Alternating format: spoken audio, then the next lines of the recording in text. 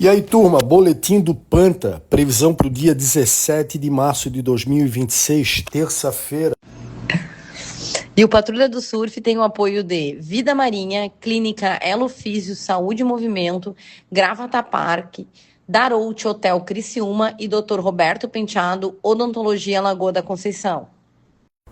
O mar amanhã amanhece ainda com ondas consistentes de 1 metro a 1,5 metro.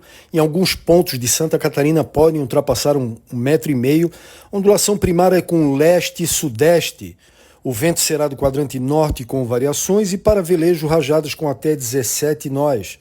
É isso aí, turma. Mais detalhes do boletim na descrição. Que todos tenhamos aí uma excelente semana, uma excelente terça-feira. Fiquem com Deus e até amanhã.